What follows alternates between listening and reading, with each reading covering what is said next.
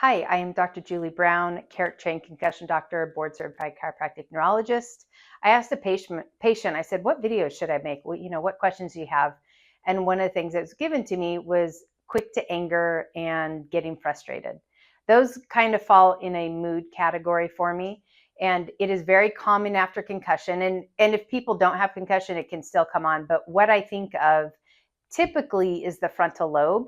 The frontal lobe, most of what the brain does, you've probably heard that you only use 10% of your brain, which is a lie. We use 100% of it.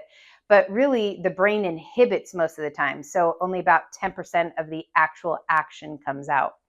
And when you either have metabolic disease, have a concussion, you have some metabolic issue where the mitochondria and the neurons fatigue too quickly, the frontal lobe is very susceptible to dysfunction in there. And the frontal lobe is what helps you bite your tongue and not say something, or helps you not react or get irritated with people, and will kind of not let you get quick to anger. When people are quick to anger, I think that frontal lobe is failing functionally.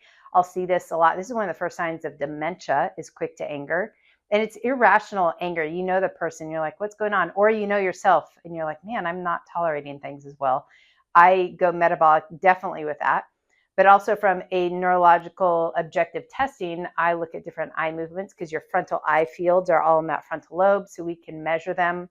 We know what the appropriate milliseconds for latency are, the velocity, the patterns that they go. We know what is appropriate for people, and that is going to be related to the function of the frontal lobe.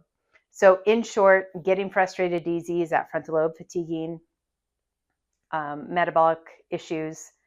A good example actually is children. As they're developing, you got your toddler and they throw the fit, right? It's because their frontal lobe is not developed to the level that it needs to be, so that they can self-soothe and contain themselves and respond appropriately. So as adults, as that starts to go down, you start to act a little bit like a toddler. And I joke that I'm always in here, I'll stimulate the vestibular system, and if you had a crying baby, what do? You're going to pick it up and you're going to bounce. That's going to stimulate the vestibular system, which goes and activates that frontal lobe and helps soothe the baby. There's pressure, there's other things in there, but a lot of it is vestibular. And I joke that I bounce adults all day long, but really I'm doing vestibular rolls.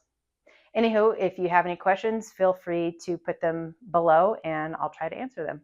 Thanks.